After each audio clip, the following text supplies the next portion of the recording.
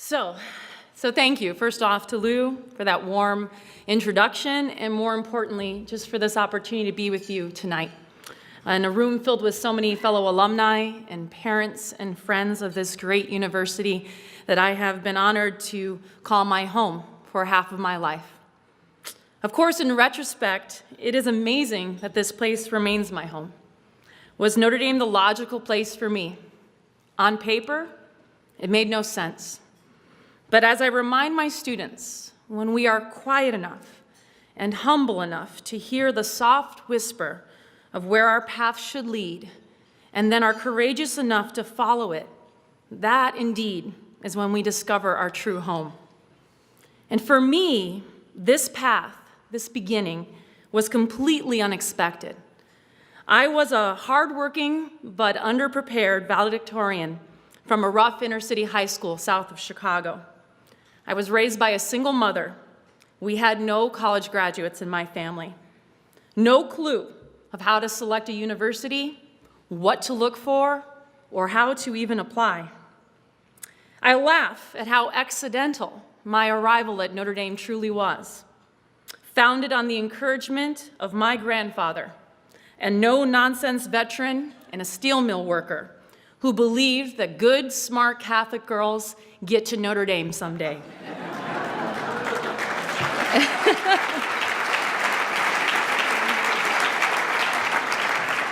And that man was my hero. There was nothing I wouldn't have done to make that man proud, and so I set my sights on the Golden Dome.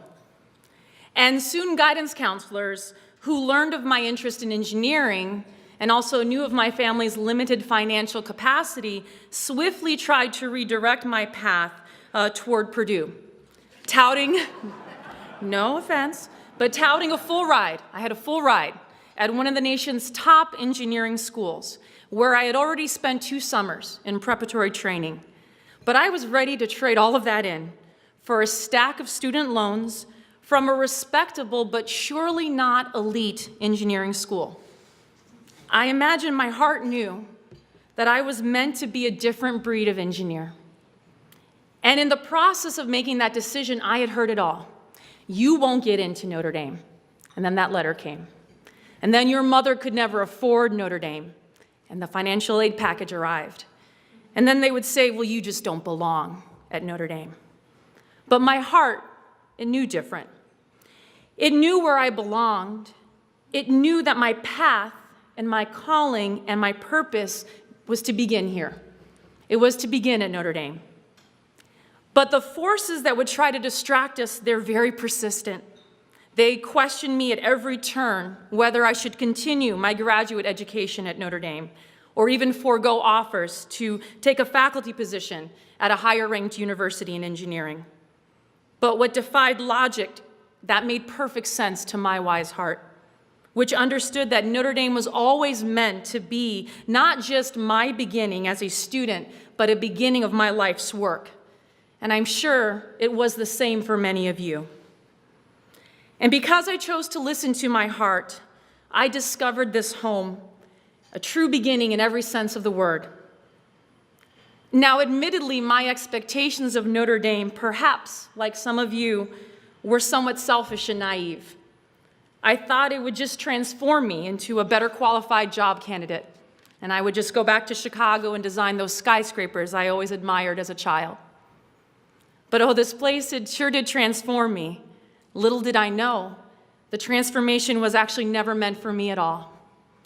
It was for the students that I would mentor as if they were my own children, each similarly choosing to defy the logical path of an engineer and follow the one with me that was less traveled, one that our minds perhaps never dreamt of, but our hearts always knew. And it was for the families that were deemed disposable by the developed world and even by the elite of their own country, who we would now accompany along a path toward dignity and prosperity and security. Our hearts would lead us to climb over piles of debris in Khao Lak, Thailand, in the months following the 2004 Boxing Day tsunami. It was the beginning of long summers spent studying the reconstruction of villages who were literally wiped off the earth by that devastating wave.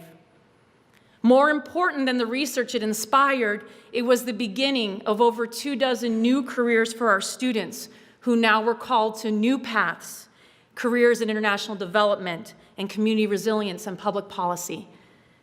Our hearts would then lead us to suspend bridges high above rivers that cut through isolated communities throughout Latin America who were threatened regularly by heavy rains and flooding.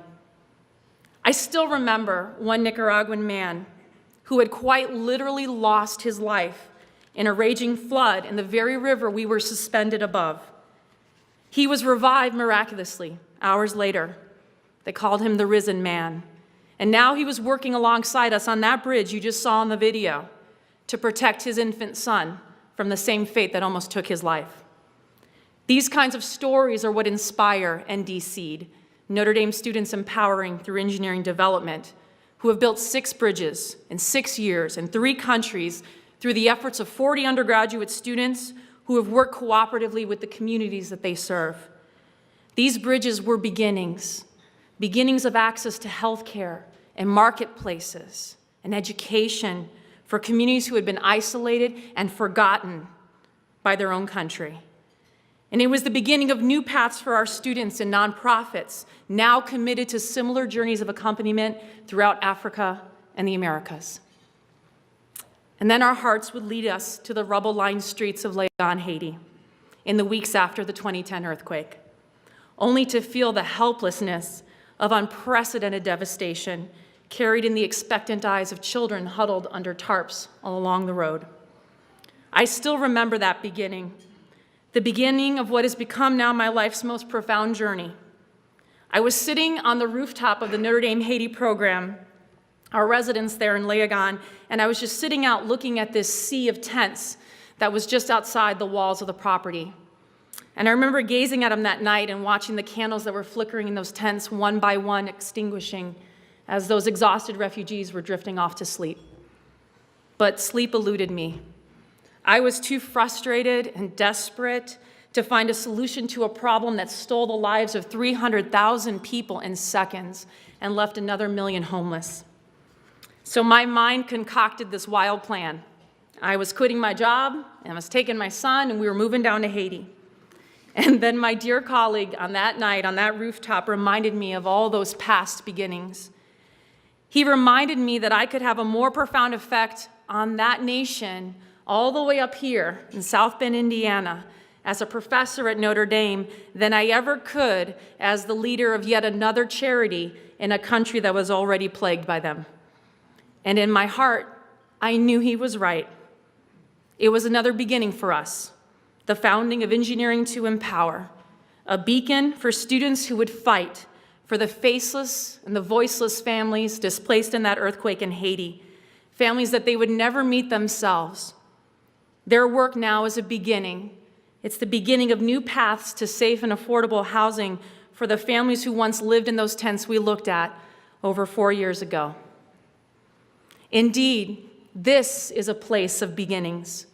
It has been for each of us. And this is why we come back. And this is why some of us even stay.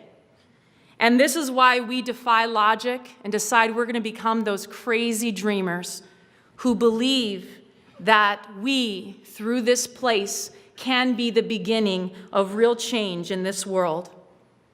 And that's why we fight.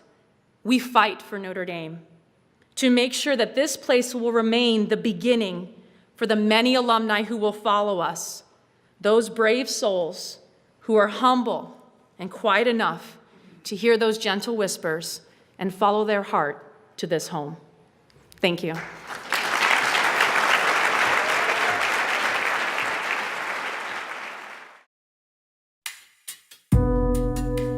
When I was 9 years old, political violence forced my family to flee Colombia. We left behind everything we had and everyone we knew. Gracias porque tú eres un Dios misericordioso y siempre nos has protegido. My father was an engineer, but in America, he had to work a minimum wage job. Amen. No one in my family spoke English. All of our clothes and our car came from local charities. Without the goodwill of others, we would not have been able to get through those tough times. And that's something I've never forgotten. Luis Llanos is a mechanical engineering major at Notre Dame and a member of ND-SEED, a chapter of Bridges to Prosperity, a nonprofit organization that builds bridges in impoverished areas. In lots of rural communities, rivers rise and flood and isolate people for weeks at a time. Children can't get to school, and families can't get the medical care they need. Since 2008, ND-SEED has built bridges in Guatemala, Honduras, and Nicaragua. Notre Dame undergraduates fundraise the cost of the entire project, as well as lead the design and 6 to 8 week construction process. Going down there and having something start up as an idea, as a design, and then being able to work to something so concrete was so satisfying for me. It's not just 7 students going down to a community to build a bridge for them. They're building a bridge with them. El puente es una gran cosa. Ahora pues pueden mis hijos cruzar sin temor que el río se me los vaya a arrastrar. When people ask me what I am most proud of in my life, I can always take out my phone and show them a picture of the bridge. It taught me that I don't have to wait to graduate to make a real difference in people's lives.